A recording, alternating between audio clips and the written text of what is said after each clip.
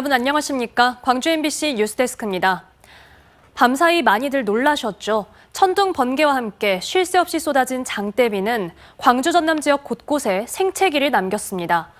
시간당 최대 70mm의 폭우가 내리면서 주민이 실종되고 주택과 도로, 농경지가 물에 잠겼습니다. 김영찬 기자가 전해드립니다. 세찬 빗줄기 속에 하천이 제방 끝까지 올라와 넘실거립니다. 칠흑 같은 어둠을 뚫고 119 구조대원들이 폭우 속에서 손전등을 비추며 하천 곳곳을 수색합니다. 하천 수문을 관리하던 남편을 따라 나선 60대 여성이 물에 빠졌다는 신고가 접수돼 수색에 나선 겁니다. 수로가 막힐 걸 대비해 수초등을 제거하다 사고를 당한 것으로 보입니다. 당시 한평에는 시간당 71mm의 폭우가 내리고 있었습니다. 하천 제방이 50m가량 무너진 인근 마을 주민 100명은 초등학교로 대피 준비를 하며 밤새 불안에 떨었습니다. 천둥 번개가 엄청 심해서 물 폭탄을 순식간에 그렇게 쏟아붓더라고요. 그래서 잠을 설치다가 섬진강 주변 일대는 강이 범람해 10가구가 모여 사는 마을 한 곳이 오전 한때 고립되기도 했습니다. 오늘 아침부터 그랬죠. 코리떼가 불고 산에도 들어와야 되는데 산에도 못 들어오고. 차에 타고 있던 한 주민은 불어난 물에 차를 버리고 가까스로 탈출하기도 했습니다. 아이고 이게 물이 나와서 보니까 여기 차버린 거예요 물이 그냥. 옷도 이것도 그냥 머리 위에다 이고 팬티만 입고 자다가 그냥 이고 그냥 그래도 정신은 핸드폰하고 지갑은 가지고 나와가지고. 이런 가운데 섬진강의 범람과 피해 예방 등 실시간 상황을 전하는 재해정보 안내 전광판이 제 역할을 못해 주민들의 원성을 샀습니다. 비 피해 예방을 위해 곡성군이 설치한 재해 문자 정보 시스템은 아예 작동되지 않고 있습니다. 어제 하루 동안 주택가 도로 침수 등 비 피해 신고는 광주 185건, 전남 85건에 이릅니다. 또 광주 전남 지역의 농경지 1,800여 헥타르가 물에 잠기는 피해를 입은 것으로 집계됐습니다. MBC 뉴스 김영창입니다. 광주에는 밤사이 283mm의 비가 쏟아졌습니다. 예년 6월 평균 강수량이 152mm니까 이 한 달 내릴 양의 거의 2배에 달하는 비가 하룻밤에 쏟아지는 말 그대로 물폭탄이었는데요. 기상청은 폭우가 시작된 뒤에야 특보를 발령했는데 예측이 어려울 만큼 이례적인 상황이었다고 해명했습니다. 보도에 주현정 기자입니다. 물폭탄이 쏟아진 광주 시내. 도심 골목은 물바다로 변해 차량들이 꼼짝없이 서 있습니다. 거대한 바위가 지지하던 아파트 옹벽도, 마을 하천 제방도 무너졌습니다. 한 70mm 와가지고 비가 석곡천이 지금 범람을 해서 지금 올산마을이 지금 긴급 위기 상황인데 지금 더 추가 비가 오면은. 어젯밤 광주에 내린 비는 283mm였습니다. 광주 지역 6월 평균 강수량 152mm의 2배가 달하는 비가 밤새 쏟아진 겁니다. 2018년 기록한 1일 최대 강수량 44mm의 6배가 넘는 양이었습니다. 그런데 이런 집중호우를 기상청은 예측하지 못했습니다. 폭우 예상 지역도 내릴 비의 양도 모두 관측을 벗어났습니다. 기상청이 어제 오후 5시 발표한 예보문에는 광주의 경우 가끔 비가 오는 정도로만 나와 있습니다. 예상 강수량도 최대 80mm였습니다. 이후 기상청은 호우주의보를 내렸지만 광주와 이번에 인명피해가 발생한 한평은 포함되지 않았습니다. 그러다 천둥과 번개를 동반한 폭우가 쏟아지기 시작한 저녁 8시 30분, 광주에 호우주의보를 발령했습니다. 보통 특보 발령에 앞서 시행하는 예비특보 절차도 없었습니다. 기상청은 일반적인 장마 전선과 다른 경우라서 호우 가능성을 예측하지 못했다고 해명했습니다. 예측을 한 것보다 굉장히 강한 강수 구름대로 변모하는 경우들이 가끔 있습니다. 여름철에. 이게 크기가 어느 정도냐 하면 한 수킬로미터에서 수십 킬로미터밖에 안 돼요. 뒤늦게 내려진 호우특보에 시민들은 아무런 대책 없이 기습폭우를 고스란히 맞아야 했습니다. MBC 뉴스 주현정입니다. 지난 일요일부터 시작된 장맛비는 내렸다 그쳤다를 계속 반복하고 있는데요. 특히 밤중에 시간당 70mm가 넘는 집중호우를 쏟아내고 있습니다. 주말까지 비가 계속 내릴 예정이어서 철저한 대비가 필요해 보입니다. 박종우 기자가 취재했습니다. 마치 하늘에 구멍이 난 듯 폭우가 쉴 새 없이 쏟아집니다. 광주에는 270mm가 넘는 기록적인 물폭탄이 쏟아졌고 전남 일부 지역에도 150mm가 넘는 비가 내렸습니다. 곳곳에서 6월에 1시간 최다 강수량이 경신되기도 했습니다. 한평에는 시간당 71.5mm의 기록적인 폭우가 쏟아졌습니다. 그때는 그렇게 짧은 시간에 많이 왔다 갔는데 시작이니까 앞으로는 어쩌래 간지 모르겠어요. 정체전선이 남부 지역에 오래 머물면서 광주 전남에 폭우가 이어지고 있는 상황. 특히 이번 장마는 하루 건너 하루씩 비가 집중되고 있고 야간에 폭우가 쏟아지는 특징을 보이고 있습니다. 지금 이제 전체 전선이 지금 남부지방에 계속 머물면서 남부지방과 제주도에 많은 비를 내리고 있는 것 같습니다. 기상청은 오늘 30일까지 전남에 100에서 200mm의 비가 더 내릴 것으로 예보했습니다.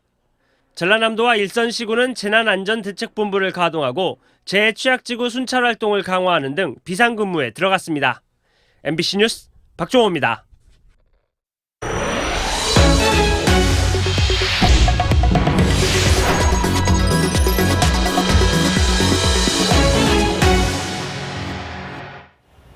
후쿠시마 원전 오염수 방류가 임박해지자 천일염 품귀 현상까지 나타나고 있는데요. 이에 소금 판매 사기 사건이 발생하기도 했습니다. 해양수산부와 해경, 지자체들은 합동으로 천일염 생산 및 유통업체들에 대한 점검을 강화하고 있습니다. 서희령 기자가 취재했습니다. 수산물을 건조해서 파는 충남의 한 업체. 최근 중고거래 사이트에서 20kg짜리 소금 포대 650개를 주문했습니다. 그런데 상대는 송금된 돈만 받고 갑자기 연락이 끊겼습니다. 죽고 싶죠, 진짜로. 왜 그러냐면 있는 사람들한테는 아무 돈이 아닐 수도 있지만 저희 같은 경우는 저희 직원들 한 달 월급일 수도 있고. 사라진 남성의 사업자 등록증 주소지로 찾아가 봤습니다. 전남 영암의 한 무화과밭이 나옵니다. 사업장으로 안내된 곳입니다. 컨테이너가 있지만 오랫동안 사람의 발길이 닿지 않은 듯 잡초가 무성히 자라 있습니다. 일본 후쿠시마 오염수 방류가 임박해지면서 천일염 품귀 현상이 발생하자 소금 판매 사기 사건이 전국적으로 잇따르고 있습니다. 전남 신안의 한 농수산물 유통센터. 1톤짜리 대형 천일염 포대들이 창고에 가득 쌓여 있습니다. 소비자들에게 유통하기 위해 염전에서 수매해 보관 중인 소금들입니다. 정부 합동 점검반이 불시에 유통센터를 찾아 천일염 포대들을 꼼꼼하게 확인합니다. 여기 표시사항에는 제조 연도가 21년이라고 되어 있는데 이거는 왜 다른 거예요? 이게 인지 잘못한. 최근 천일염 가격이 급등하고 품귀 현상까지 빚어지고 있는 상황. 정부는 해양수산부와 지자체, 해경 등으로 구성된 합동점검반을 꾸렸습니다. 합동점검은 전남 지역 천일염 유통업체를 중심으로 이번 주까지 진행됩니다. 주요 점검 내용은 생산 유통기업의 원산지와 이력제 표시사항 등이 제대로 적혀 있는지 등입니다. 현재 유통 단계에서 유통 질서를 잡기 위해서 이렇게 그 생산 유통 과정에서 이렇게 아까 말씀드린 그 품질 그 이력이나 원산지 같은 걸 집중 점검하고 있고요. 정부 합동 점검반은 다음 주부터 충청과 경기권까지 천일염 생산 유통업체 점검을 확대해 나갈 계획입니다. MBC 뉴스 서희령입니다. 이정선 광주시 교육감이 취임 1주년을 맞아 학생들의 다양한 실력을 키우기 위해 더욱 노력하겠다고 밝혔습니다. 교육 단체들과의 불협화음에 대해서는 자신의 교육 철학과 정책의 근간을 흐트려가면서까지 수용할 이유는 없다고 잘라 말했습니다. 조현성 기자입니다. 공부하고 싶은 학생은 더 깊은 공부를 하게 하고 공부가 아닌 다른 길을 원하는 학생은 각자의 특기와 적성을 살려주는 교육. 이정선 광주시 교육감은 취임 1주년 기자회견에서 다양성을 담은 실력을 거듭 강조했습니다. 이를 위해 지난 1년 학생들이 자율성과 자발적인 내적 동기를 가질 수 있도록 노력해왔고 그 가운데 학생과 학부모들로부터 좋은 평가를 받은 대표적인 시책이 365 스터디룸이라고 자평했습니다. 지금까지 16개 저희가 고등학교에 인문계 고등학교에 설치를 했고 앞으로 내년까지 저희가 38개를 더 만들어서 앞으로 그 이후에는 최근 광주시 의회가 제정한 대한교육기관 지원 조례에 대해서는 상위법과 충돌하는 부분이 있어 부담이 된다고 말했습니다. 지금도 해마다 학교 밖 청소년의 교육활동을 위해 90억 원가량을 지원하고 있어 시의회에 관련 조례에 제의를 요구할지 검토 중이라고 덧붙였습니다. 전교조 소속 교사들이 교사대회를 열어 교육청의 각종 정책을 비판하는 등 교육단체들과 빚어지고 있는 갈등에 대해서는 좋은 제안에 대해서는 수용할 수 있지만 자신의 교육 철학과 정책의 근간을 흐트려 가면서까지 받아들일 이유는 없다고 말했습니다. 그래서 저희가 평소 추구했고 시민들로부터 위임받았던 그러한 교육정책을 추진하는 것이 맞다 이렇게 봅니다. 교육부의 이른바 수능 킬러 문항 배제와 관련해서는 공교육 강화라는 방향성에는 동의하지만 발표하는 타이밍이 좋지 않았다고 평가했습니다. 그러면서 이른바 강남의 사교육 시장 영향이 줄면서 지역 학생들에게 긍정적인 측면도 있다며 EBS와 학교 교육 과정에 더욱 충실히 준비시켜 가겠다고 밝혔습니다. MBC 뉴스 조윤성입니다. 열악한 지방 재정을 확충하기 위한 고향사랑 기부제가 시행 6개월이 다 돼갑니다. 하지만 기대만큼 기부가 활성화하지 않아 제도 보완이 필요해 보입니다. 문형철 기자입니다. 원하는 자치단체에 기부를 하면 답례품과 세액 공제 혜택을 주는 고향사랑 기부제. 시행 6개월을 맞아 각 시군은 기부금을 어떻게 사용할지 결정하기 위해 용역이나 아이디어 공모 등 다양한 방법을 동원하고 있습니다. 처음에는 제도를 알리는 데 저희가 중점을 두었다면 이제는 명확한 기금 사용처를 제시하고 기부로 이끌어낼 수 있도록. 하지만 정작 지자체의 고민은 따로 있습니다. 기대했던 만큼 기부금이 많이 모이지 않고 있는 겁니다. 과열 경쟁 등을 우려해 구체적인 모금액은 공개하지 않고 있지만 상당수의 지자체가 올해 목표 금액을 채우기 쉽지 않은 상황입니다. 전국적으로 봤을 때 중간 정도는 갈 수 있는 게 있다고 보는데 실제로는 저 정도 텐이지. 근데 아직은 못 미치고 있죠. 조금 더 두고 봐야 될 것 같기도 하고.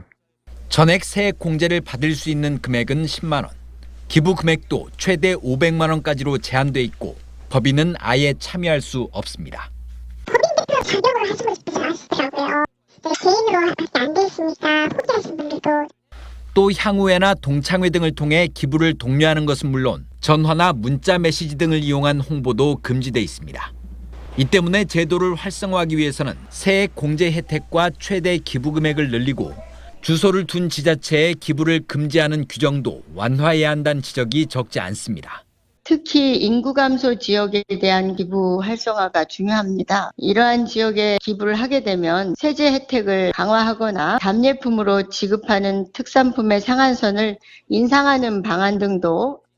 고향사랑 기부제 활성화를 위해 국회에 발의된 법률 개정안은 올해 들어서만 9건. 규제를 완화하는 것에 대해 부작용을 우려하는 목소리도 있지만 취지를 제대로 살리기 위해선 제도를 개선해야 한다는 점은 분명해 보입니다. MBC 뉴스 문형철입니다. 광주 시민단체가 공개 토론회 제안을 거부하겠다는 입장을 밝힌 부상자회와 공로자회를 규탄했습니다. 5월 정신 지키기 범시도민 대책위원회는 지난 21일 제안한 공개 토론회에 대해 두 5.18 공법단체가 참석 거부 입장을 밝힌 걸 두고 5.18 정신 계승 방안을 모색해야 한다는 시대적 요구를 거부하는 일이라며 유감을 표명했습니다.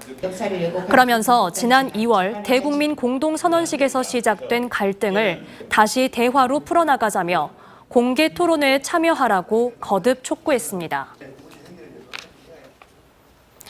전남대병원과 조선대병원, 기독병원 등 광주를 비롯한 전국 보건의료 산업노조가 공공의료 확충을 촉구하며 7.13 총파업을 예고했습니다.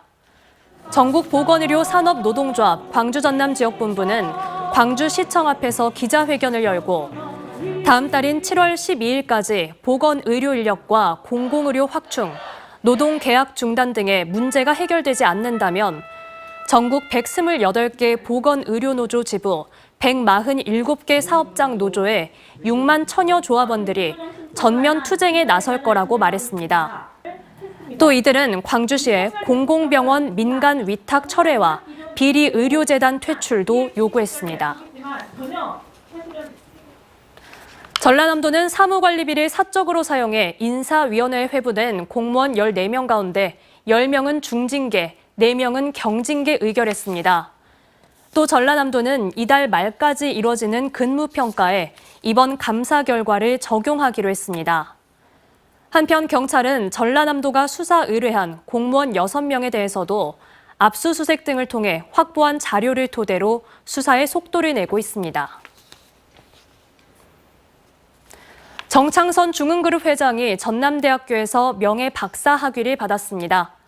전남대는 용지관 컨벤션홀에서 학위 수여식을 열어 국가와 지역사회 발전에 기여하고 사회공헌에 앞장선 정 회장에게 명예 경영학 박사 학위를 수여했습니다.